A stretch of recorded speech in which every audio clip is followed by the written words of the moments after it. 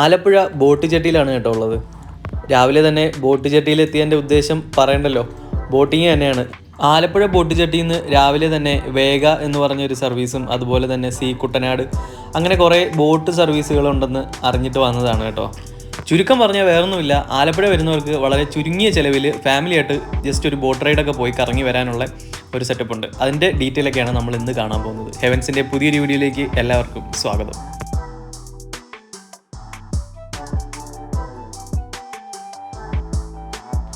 രാവിലെ ഏകദേശം ഒരു 11:30 കൂടിയാണ് കേട്ടോ ഞങ്ങൾ ബോട്ട് ജെട്ടിയിൽ എത്തുന്നത്. അത് രാവിലെ വന്നിരുന്നെങ്കിൽ നമുക്ക് വേഗ സർവീസിൽ പോകാൻ പറ്റുമായിരുന്നു. പാതിരാമണൽ വരെ ഒരു ട്രിപ്പായിരുന്നു വേഗയുടെ ബോട്ടിനകത്ത് പോകുന്നത്. കുറച്ചുകൂടെ ലക്ഷറി ആയിരുന്നു, പക്ഷേ അത് നമുക്ക് മിസ്സായി.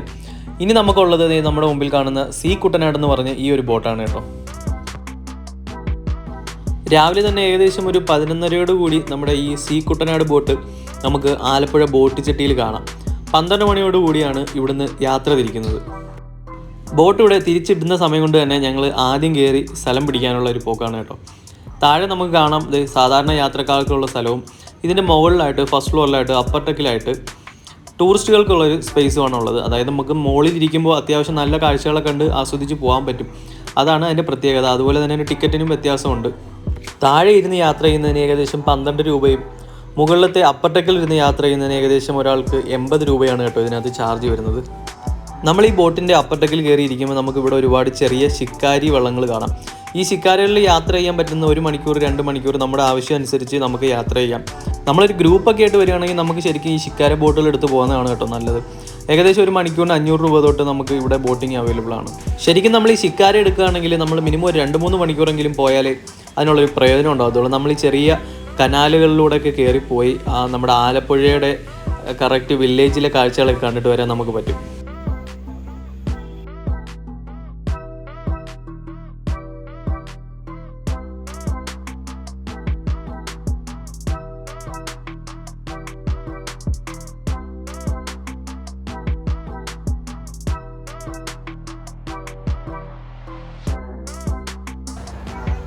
ഈ കാണുന്നത് ഒരു സാധാരണ ബോട്ടാണ്. അതായത് നമ്മുടെ നാട്ടിലെ റോഡുകളിലൂടെയൊക്കെ ഓടുന്ന ബസ്സുകളുണ്ടല്ലോ, KSRTC ബസ്, അതുപോലെ ഒരു ഗവൺമെൻറ് ബോട്ടാണ് ഈ കാണുന്നത്.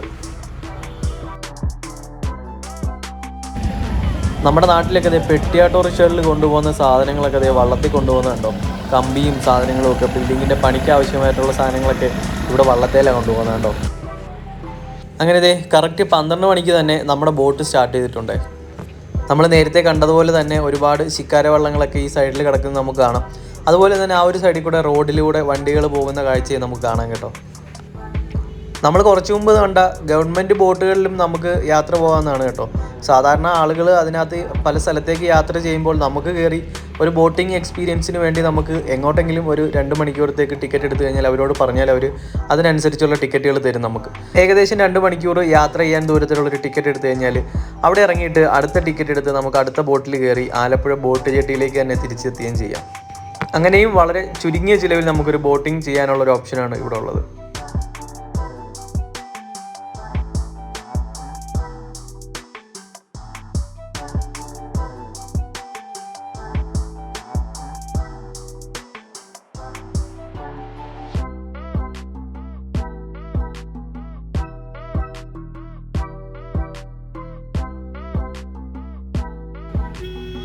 നമ്മൾ ട്രെയിനിലൊക്കെ യാത്ര പോകുമ്പോൾ കണ്ടിട്ടുണ്ടാവും ട്രെയിനിൻ്റെ മെക്കാനിക്കൽ വർക്കൊക്കെ ചെയ്യുന്ന പല സ്ഥലങ്ങൾ. അതുപോലെ എനിക്ക് തോന്നുന്നു ബോട്ടിൻ്റെ എന്തൊക്കെയോ പണി ചെയ്യുന്ന ഒരു സ്ഥലമാണെന്ന് തോന്നുന്നു.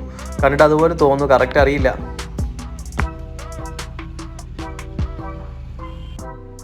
നമ്മളങ്ങനെ ബോട്ടിൽ കുറച്ച് ദൂരം ഫ്രണ്ടിലേക്ക് വന്നപ്പോഴത്തേക്കും നമ്മുടെ ബസ് സ്റ്റോപ്പിലൊക്കെ ബസ് നിർത്തുന്ന പോലെ ആദ്യത്തെ ഒരു വെയിറ്റിംഗ് ഷെഡ് പോലെ ഒരു സ്ഥലം ബോട്ട് ജെട്ടി എന്ന് പറയാൻ പറ്റില്ലെങ്കിലും ചെറിയൊരു സ്പേസ് നമുക്ക് കാണാം. അവിടേക്ക് ബോട്ട് ഒതുക്കി നിർത്താനുള്ളൊരു പുറപ്പാടാണ്. ഇവിടെ നിർത്തിയിട്ട് ഇവിടുന്ന് ആളെ കയറ്റിയും ഇവിടുന്ന് നമുക്ക് ബോട്ടിൽ നിന്ന് ഇറങ്ങാനുള്ള ആളുകൾക്ക് ഇവിടെ ഇറങ്ങുകയും ചെയ്യാം. അങ്ങനെ ഒരു ഇതാണ്, ബസ് സ്റ്റാൻഡ് പോലെ തന്നെ.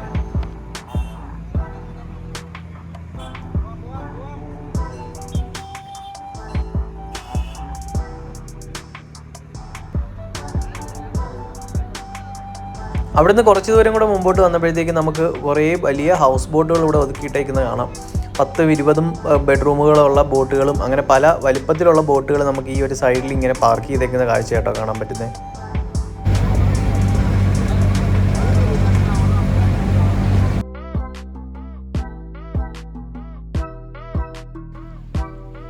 അവിടെ നിന്നൊക്കെ വന്ന് നമ്മൾ ഇറങ്ങിയത് കുറച്ച് നല്ല വീതിയുള്ളൊരു വലിയൊരു കായലിലേക്കാണ്. അവിടെ ഒരുപാട് ഹൗസ് ബോട്ടുകളും കാര്യങ്ങളൊക്കെ നമുക്ക് കാണാം. അതുപോലെ തന്നെ സൈഡിലൊക്കെ വീടുകളും ഒക്കെ കാണാം. പിന്നെ നമ്മളിതാ വീണ്ടും ആ ഒരു വില്ലേജിൻ്റെ അടുത്തുള്ള ഒരു ബോട്ട് ജെട്ടിയിലേക്ക് എത്തി. ഇതേ അവിടെ ആളുകളെയൊക്കെ പിടിച്ചിറക്കുന്ന കാഴ്ചകളൊക്കെ നമുക്ക് കാണാം. പ്രായമുള്ള ആൾക്കാരെയൊക്കെ അവർ പിടിച്ച് ഹെൽപ്പ് ചെയ്യുന്നുണ്ട് ഇറങ്ങാനൊക്കെ. അതിനുശേഷം അന്നേരം തന്നെ ജസ്റ്റ് ഒന്ന് സ്റ്റോപ്പ് ചെയ്യുക, അപ്പം തന്നെ ബോട്ട് എടുത്ത് വീണ്ടും പോവുക. ഒരുപാട് വീടുകളും ചെറിയ റിസോർട്ടുകളും റെസ്റ്റോറൻറ്റുകളും അങ്ങനെ പല കാഴ്ചകൾ നമുക്ക് ഈ ബോട്ടിനകത്ത് പോകുമ്പോൾ കാണാം.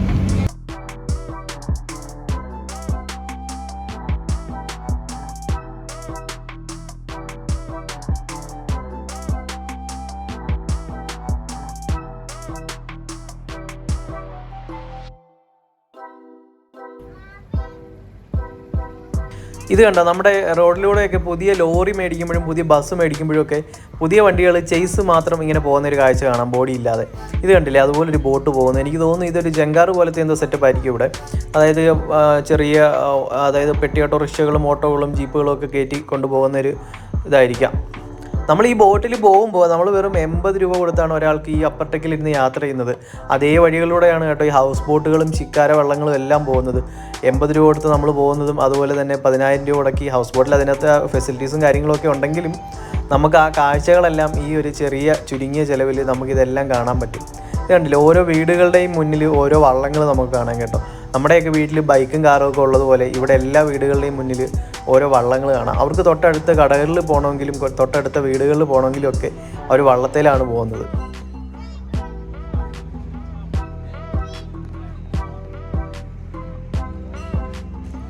ഈ ബോട്ടിൽ സഞ്ചരിക്കുമ്പോൾ ശരിക്കും നമ്മൾ മൂന്നാറിലൊക്കെ ഈ ഹെയർ പിൻ വളവുകൾ പോലെ ആ ഒരു ഫീലാണ്. എന്താ പറയാൻ കാര്യം എന്ന് വെച്ച് കഴിഞ്ഞാൽ, ഈ ബോട്ട് ഇങ്ങനെ നേരെ പോകുമ്പോൾ ഇതിൻ്റെ 2 കരകളിലായിട്ട് ആണ് ബോട്ട് ചെട്ടികൾ വരുന്നത്, ചെറിയ ചെറിയ ബോട്ട് ചെട്ടികൾ. ആദ്യം ഇത് ലെഫ്റ്റ് സൈഡിലുള്ള ഒരു ബോട്ട് ചെട്ടിയിൽ പോയി നിർത്തി ആളെ ഇറക്കുകയും കയറ്റുകയും ചെയ്തതിന് ശേഷം വീണ്ടും നേരെ ഓപ്പോസിറ്റ് ഡയറക്ഷൻ റൈറ്റ് സൈഡിലേക്ക് വീണ്ടും പോകുന്നു. അവിടുന്ന് വീണ്ടും ലെഫ്റ്റ് സൈഡിലേക്ക് പോകുന്നു. അങ്ങനെ ഇങ്ങനെ അതായത് ഒരു ഹെയർ പിൻ പോലെ വളഞ്ഞ് ആണ് പൊയ്ക്കൊണ്ടിരിക്കുന്നത്. അത് അക്കരെയുള്ള ആളുകൾക്ക് ഇപ്പുറം വരാനും അതുപോലെ ഇപ്പുറത്തുനിന്ന് അങ്ങോട്ട് പോകാനും ഒക്കെ ഉള്ള ഒരു ട്രാൻസ്പോർട്ടേഷനാണ് അവർ യൂസ് ചെയ്യുന്നത്.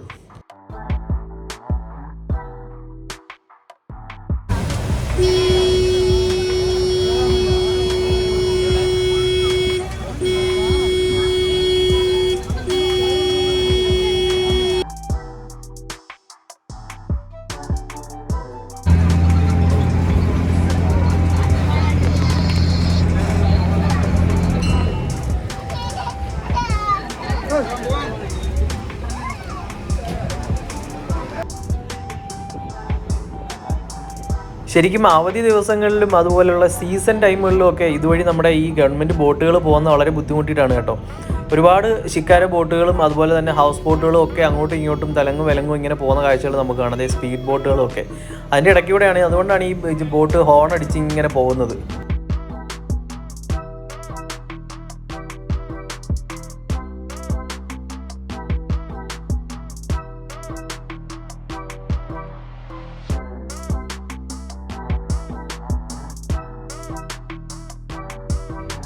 ഈ ഒരു കായലിൻ്റെ സൈഡിലായിട്ട് നമുക്ക് കാണാം അതായത് തെങ്ങുകളും പിന്നെ കുറച്ച് കരഭാഗം നമുക്ക് കാണാം. അതിൻ്റെ സൈഡിലായിട്ടുണ്ടോ മതിൽ കെട്ടിയിരിക്കുന്ന പണ്ടത്തെ ഒരു സ്നേഹമതിൽ എന്ന് പറഞ്ഞ് നമ്മൾ കേട്ടിട്ടുണ്ടാവും. 2 തൂണുകൾ ഇങ്ങനെ വെച്ചിട്ട് അതിൻ്റെ നടുക്കൂടെ ഓരോ സ്ലാബ് വാർത്തിരുന്നത്. അതിൻ്റെ അപ്പുറത്ത് കുറച്ച് ഭാഗം കരയും, വീണ്ടും അതിൻ്റെ അപ്പുറത്തേക്ക് നമുക്ക് വീണ്ടും വെള്ളം കിടക്കുന്ന ഒരു കാഴ്ച കാണാം. അത് പല സ്ഥലങ്ങളിലും ഒരു സൈഡിൽ കൃഷിയിടങ്ങളും ഈ സൈഡിൽ കായലും ഒക്കെ ആയിട്ടാണ്. അപ്പോൾ ഇത് ഓപ്പൺ ചെയ്ത് വിട്ടിട്ടാണ് ആ കൃഷിയിടങ്ങളിലേക്ക് ആവശ്യമായിട്ടുള്ള വെള്ളവും കാര്യങ്ങളൊക്കെ ഉപയോഗിക്കുന്നത്. കണ്ടില്ലേ, നമുക്ക് നെല്ല് കൊയ്യുന്ന കാഴ്ചയൊക്കെ കാണാം, നെല്ലിൻ്റെ വിളവെടുപ്പ് സമയം കാര്യങ്ങളൊക്കെ കാണാം. അപ്പോൾ അതുപോലുള്ള ആ മതിലുകളുടെ ഓരോ സ്ലാബുകളും ഓപ്പൺ ചെയ്ത് മാറ്റി അതുപോലെ ഇതുപോലുള്ള മടകൾ പൊട്ടിച്ചിട്ടാണ് കൃഷിക്ക് ആവശ്യമായ വെള്ളം ആ ഒരു സൈഡിലേക്ക് എടുക്കുന്നത്. ശരിക്കും നോക്കിക്കഴിഞ്ഞാൽ ഈ വെള്ളം നിൽക്കുന്ന ലെവലിനേക്കായും താന്നിട്ടാണ് കൃഷിയിടങ്ങളും വീടുകളും ഒക്കെ നമുക്ക് കാണാൻ പറ്റും. നമ്മൾ പോകുന്ന വാട്ടർ ലെവലിനേക്കായും താഴ്ന്നിട്ടാണ് ഈ ഭൂമി നിൽക്കുന്നത്, അതായത് ആ കൃഷിയിടങ്ങൾ വയലും വീടും ഒക്കെ നിൽക്കുന്നത്. നമ്മുടെ അവിടെയൊക്കെ ലോറികളിലും ടിപ്പറുകളിലൊക്കെ കൊണ്ടുവരുന്നത് കട്ടയൊക്കെ കണ്ടില്ലേ, പണി അതായത് ബിൽഡിങ്ങിന് വീട് കെട്ടാനൊക്കെ ആവശ്യമായിട്ടുള്ള കട്ടയൊക്കെ ഇതേ വള്ളത്തേൽ കൊണ്ടുവന്ന് ഇവിടെ ഇറക്കുന്ന കാഴ്ച കാണാം കേട്ടോ. ഇത് നമ്മുടെ സൗണ്ട് തോമ എന്ന് പറയുന്ന സിനിമയിൽ കണ്ടിട്ടുണ്ട്. ദിലീപ് ഒരു സൈക്കിളിനകത്ത് പോകുന്ന ഒരു പാലം, ആ ഒരു പാലമാണ് കേട്ടോ അത്. ഇതേ സ്ഥലത്ത് തന്നെയാണ് ആ ഷൂട്ടിങ് ചെയ്തിട്ടുള്ളത്. ഇവിടുത്തെ ബാങ്കൊക്കെ ഉണ്ടോ, ധനലക്ഷ്മി ബാങ്കിലൊക്കെ വരണമെങ്കിൽ ഇതേ വള്ളത്തേൽ വന്നിട്ട് ഇവിടെ ഇറങ്ങി അങ്ങോട്ട് കയറണം. പിന്നെ ചെറിയൊരു റോഡൊക്കെ കാണുന്നുണ്ട്. ഏകദേശം ലാസ്റ്റ് സ്റ്റോപ്പായി എന്ന് പറഞ്ഞു ഞങ്ങളോട്. അപ്പോൾ ഞങ്ങൾ പതുക്കെ ഇറങ്ങി, മേളിലിരുന്നവരെല്ലാം താഴേക്ക് ഇറങ്ങി. ഇവിടെ ഒരാളിരിക്കുന്ന കാണാം. ഈ കക്ഷിയാണെങ്കിൽ നമുക്ക് ഇവിടെ ഇരുന്നിട്ട് ഈ ബോട്ടിൻ്റെ സ്പീഡ് കൺട്രോൾ ചെയ്യുന്നത് ഈ ഒരു ഭാഗത്തു നിന്നാണ്, ബാക്ക് സൈഡിൽ നിന്നാണ്. ഫ്രണ്ടിലിരുന്ന് ഇതിൻ്റെ അതായത് സ്റ്റിയറിംഗ് കൺട്രോളാണ് ഫ്രണ്ട് ഭാഗത്ത് ചെയ്യുന്നത്. ഇതിൻ്റെ ബാക്കിൽ എൻജിൻ കൺട്രോൾ ഈ ഇരിക്കുന്ന ഒരാളാണ് ഇവിടെ ഇരുന്നുകൊണ്ട് ചെയ്യുന്നത്. നമുക്കിവിടെ നിന്ന് കാണാം. വലിയ ഐഡിയ കിട്ടിയില്ലെങ്കിലും ഏകദേശം കണ്ടപ്പോൾ നമുക്ക് മനസ്സിലായി. ഫ്രണ്ടിലിരുന്ന് ആ മണി അടിക്കുന്ന സൗണ്ടിൻ്റെ ഇതനുസരിച്ചാണ് ഇയാളും ഇത് കൺട്രോൾ ചെയ്യുന്നത്. അങ്ങനെ ഞങ്ങൾ വന്ന ബോട്ട് ഇവിടെ നിർത്തിയിട്ടുണ്ട്. ഞങ്ങളിവിടെ ഇറങ്ങി. അപ്പോൾ ഇവർ പറഞ്ഞതെന്ന് വെച്ച് കഴിഞ്ഞാൽ ഇനി ഫുഡ് കഴിച്ചതിന് ശേഷം ഈ ബോട്ട് ഇവിടെ നിന്ന് എടുക്കും. പിന്നെ അതുപോലെ തന്നെ ഒരുപാട് ബോട്ടുകൾ ആലപ്പുഴയ്ക്ക് ഇവിടുന്ന് ഉണ്ടാവും. അപ്പോൾ ഏതെങ്കിലും ഒരു ബോട്ടിൽ കയറി നമുക്ക് തിരിച്ച് ആലപ്പുഴ ബോട്ട് ചെട്ടിയിൽ നമ്മൾ നേരത്തെ പറഞ്ഞ പോലെ പോകാമെന്ന് കരുതി.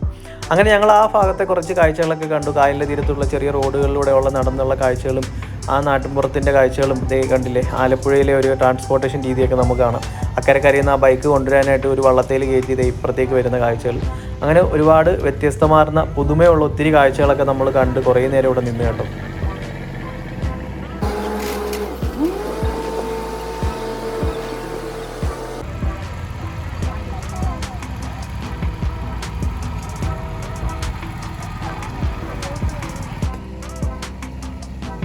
ഈ സമയത്ത് ഈ സ്ഥലങ്ങളൊക്കെ കാണാൻ ഭയങ്കര ഭംഗിയാണ്. അപ്പോൾ നമ്മൾ കരുതും ഈ ഇവിടെയൊക്കെ ജീവിക്കുന്ന ആൾക്കാർക്കൊക്കെ ഭയങ്കര ഭാഗ്യമുള്ള ആൾക്കാരാണെന്ന്. പക്ഷേ മഴ സമയങ്ങളിലൊക്കെ നമ്മൾ വാർത്തകളിലൊക്കെ കണ്ടിട്ടുള്ളതാണ് ഫ്ലഡിൻ്റെ സമയത്തൊക്കെ എന്തുമാത്രം ബുദ്ധിമുട്ടിയിട്ടുണ്ടെന്ന്. കുറേ നേരം കാത്തിരുന്നതിന് ശേഷം ഞങ്ങൾക്ക് ഇവിടെ ഒരു ബോട്ട് വന്നു. ആലപ്പുഴ ബോട്ടാണെന്ന് കരുതി ചാടി കയറാൻ പോയതാണ്. പക്ഷേ ആലപ്പുഴയ്ക്ക് പോകുന്നതല്ല. അങ്ങനെ ആ ബോട്ട് വിട്ടുപോയി. ഇവിടെ വന്ന് പല സൈഡിലേക്കും പല സ്ഥലത്തേക്കും ഒരുപാട് ചെറിയ ബോട്ടുകൾ, ഇതുപോലുള്ള പാസഞ്ചർ ബോട്ടുകൾ പോകുന്ന കാണാം. ഇതിനപ്പുറത്തേക്കില്ല. നമ്മൾ വന്നത് ഏകദേശം ഇതുപോലൊരു ബോട്ടായിരുന്നെങ്കിലും അതിന് അപ്പുറത്തേക്ക് ഉണ്ടായിരുന്നു. നമുക്ക് മുകളിലിരുന്ന് നല്ല കാഴ്ചകളൊക്കെ ആസ്വദിച്ച് വരായിരുന്നു. അപ്പോൾ ഇതൊരു പാസഞ്ചർ ബോട്ടാണ് പോയത്. അത് കഴിഞ്ഞതിന് ശേഷം ആലപ്പുഴയ്ക്ക് പോകുന്നൊരു ബോട്ട്, ആലപ്പുഴയിൽ നിന്ന് വരുന്ന ബോട്ടാണ് കേട്ടോ. ഈ ബോട്ട് ഇവിടം വരെ ഉള്ളൂ. ഇവിടുന്ന് നേരെ തിരിച്ച് വീണ്ടും ആലപ്പുഴയ്ക്കാണ് പോകുന്നത്. ഇവിടെ ഞങ്ങളുടെ കൂടെ നിന്ന് ഒരുപാട് പേര് ആലപ്പുഴയ്ക്ക് പോകാനുള്ളത് കൊണ്ട് ദൂരെ നിന്നപ്പോഴേ അവർ കണ്ടുപിടിച്ചു ആലപ്പുഴയ്ക്ക് പോകുന്ന ബോട്ടാണ്. ബോർഡൊക്കെ വെച്ചാണ് വരുന്നത്. നമ്മുടെ KSRTC ബസ് പോലെ തന്നെ ബോർഡ് വെച്ചാണ് വരുന്നത് ബോട്ടുകളെല്ലാം. അങ്ങനെ ഞങ്ങൾ ആ ബോട്ടിൽ കയറി ടിക്കറ്റൊക്കെ എടുത്ത് നേരെ ചെയ്താൽ പോവാണ് ആലപ്പുഴ.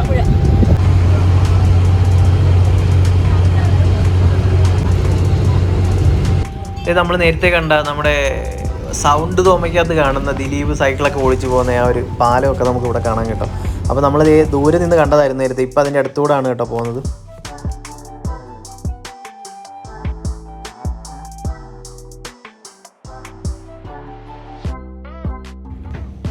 ഇത് കണ്ടോ, ഒരു അമ്മാമ്മ ഒരു വള്ളമൊക്കെ എടുത്ത് തുഴഞ്ഞു വരുന്നു. കടയിലോ മറ്റോ പോവായിരിക്കും, അല്ലെങ്കിൽ അയലത്തെ വീട്ടിലേക്ക് എന്തെങ്കിലും കുശലം പറയാൻ പോവായിരിക്കും അല്ലേ. നമ്മുടെ വീട്ടിലേക്ക് ഇറങ്ങി നടന്നിങ്ങനെ പോകുന്നത്, അല്ലെങ്കിൽ ബൈക്കിലോ സ്കൂട്ടിയിലോ ഒക്കെ കൊണ്ടുപോകും നമ്മൾ. അവരുടെ വള്ളമൊക്കെ തെളിഞ്ഞു പോകും. ഈ കാണുന്ന നമ്മുടെ ഒരു എന്താ പറയുന്നത്, ഒരു ബോട്ടിങ്ങിൻ്റെ ഒരു പിക്കപ്പ് പോയിൻ്റാണ് കേട്ടോ. ഒരു നല്ല നീളത്തിലുള്ള ഒരു ബ്രിഡ്ജ് പോലെ പണിഞ്ഞിട്ടിരിക്കുന്നൊരു ഭാഗമാണ്. അപ്പോൾ അതിൻ്റെ എൻഡിൽ വന്നിട്ട് അവിടുന്ന് ഷിക്കാര ബോട്ടിങ്, അങ്ങനെ ഹൗസ് ബോട്ടിങ്, അങ്ങനെ പല ആക്ടിവിറ്റീസായിട്ട് ഇവിടുന്ന് പോകാൻ പറ്റും. സ്പീഡ് ബോട്ട് കാര്യങ്ങളൊക്കെ ആയിട്ട് നല്ല നീളത്തിലാണ്. നമുക്ക് അതിൻ്റെ എൻഡ് കാണാൻ കണ്ടില്ല. അവിടെ ഒരുപാട് ബോട്ടുകളൊക്കെ കിടക്കുന്ന കാര്യങ്ങളൊക്കെ നമുക്ക് കാണാം.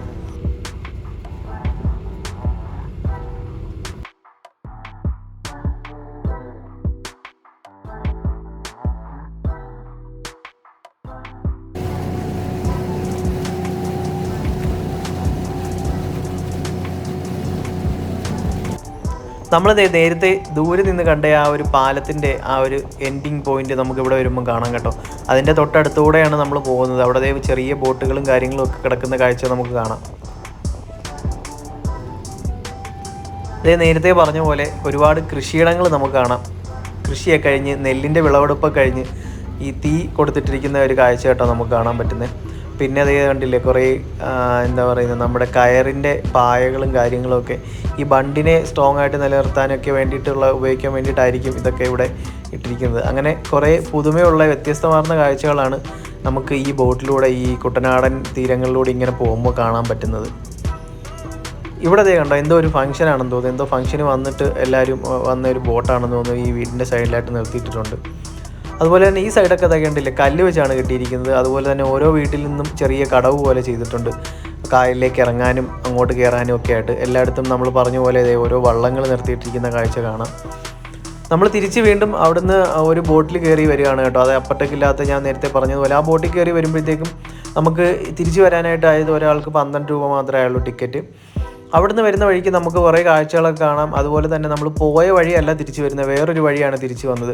അപ്പോൾ 2 വഴിക്കും, അതായത് പോകുമ്പോഴും വരുമ്പോഴും നമുക്ക് 2 കാഴ്ചകളാണ് കേട്ടോ കാണാൻ പറ്റുന്നത്.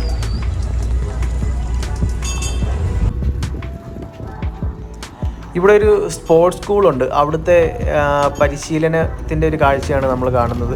എനിക്ക് തോന്നുന്നു നെഹ്റു ട്രോഫി വള്ളം കളിക്കൊക്കെ വേണ്ടിയിട്ടും അതുപോലെ തന്നെ ആ സ്പോർട്സ് കുട്ടികൾക്ക് അവർക്ക് ഒരു പരിശീലനത്തിന് വേണ്ടിയിട്ടുള്ള കാഴ്ചകളൊക്കെ ഇവർ ഈ കായലിലാണ് ഇതൊക്കെ ചെയ്യുന്നത്. നെഹ്റു ട്രോഫി വള്ളംകളിയുടെ കാര്യം പറഞ്ഞപ്പോൾ ഇതാണ് കേട്ടോ നെഹ്റു ട്രോഫി വള്ളംകളിയുടെ ഫിനിഷിംഗ് പോയിന്റ്. നമുക്ക് അവിടെ ഇരിക്കുന്ന ഒരു സ്റ്റേഡിയം പോലെ ഒരു സ്പേസൊക്കെ കാണാം, എല്ലാവർക്കും ഇരുന്ന് കാണാനുള്ള. അപ്പോൾ ഇവിടെയാണ് വള്ളംകളി ഫിനിഷ് ചെയ്യുന്നത്, ഈ ഒരു ഭാഗത്തായിട്ടാണ്. അതുപോലെ തന്നെ ഇവിടെ ഫിനിഷിംഗ് പോയിന്റ് എന്ന് പേരുള്ളത് കൊണ്ട് തന്നെ ഒരുപാട് ബോട്ടിങ്ങും കാര്യങ്ങളൊക്കെ ഇവിടുന്നും സ്റ്റാർട്ട് ചെയ്യുന്ന ഒരു പോയിൻ്റാണ്. ഈ വഴികളൊക്കെ കണ്ടപ്പോൾ മനസ്സിലായി കാണും നമ്മൾ അങ്ങോട്ട് പോയ വഴിയാണ്. ഏകദേശം നമ്മൾ തിരിച്ച് നമ്മൾ ആലപ്പുഴ ബോട്ട് ചെട്ടിയുടെ അടുത്തേക്ക് എത്തിക്കൊണ്ടിരിക്കുക. അപ്പോൾ നമുക്ക് ആ ശിക്കാര വള്ളങ്ങളും കാര്യങ്ങളും ഒക്കെ കാണാൻ സൈഡിൽ, ആ ആലപ്പുഴ ആ റോഡിൻ്റെ സൈഡിൽ. അതായത് നമുക്ക് വണ്ടിയും കൊണ്ട് വരുമ്പോൾ വണ്ടിയൊക്കെ സൈഡിൽ ഒതുക്കിയിട്ടിട്ട് അവിടെ നിന്ന് നേരെ ഈ ബോട്ടിലേക്ക് കയറി ബോട്ടിങ്ങിനും കാര്യങ്ങൾക്കൊക്കെ പോവാം. ഇതേ കണ്ടില്ലേ, ഈ കാണുന്ന ഇതേ ബോട്ടിലാണ് നമ്മൾ ഇരിക്കുന്നത്. ഇതേപോലെ ഒരു ബോട്ടിലാണ് നമ്മൾ ഇപ്പോൾ ഇരിക്കുന്നത്. അപ്പോൾ ഇതൊക്കെയാണ് നമ്മുടെ ആലപ്പുഴയിലെ ബോട്ടിങ്ങിൻ്റെയും കുട്ടനാടൻ കാഴ്ചകളും കാര്യങ്ങളൊക്കെ. അപ്പോൾ ഇനി പുതുമയുള്ള കാഴ്ചകളുമായിട്ട് നമുക്ക് അടുത്തൊരു വീഡിയോയിൽ കാണാം. അപ്പോൾ എല്ലാവർക്കും നമ്മുടെ വീഡിയോസൊക്കെ ഇഷ്ടപ്പെടുന്നെങ്കിൽ അത് ലൈക്ക് ചെയ്യുക, അതുപോലെ തന്നെ നിങ്ങളുടെ അഭിപ്രായങ്ങൾ കമൻറ്റായി രേഖപ്പെടുത്തുക, കൂട്ടുകാരിലേക്ക് ഷെയർ ചെയ്ത് എത്തിക്കുക. താങ്ക്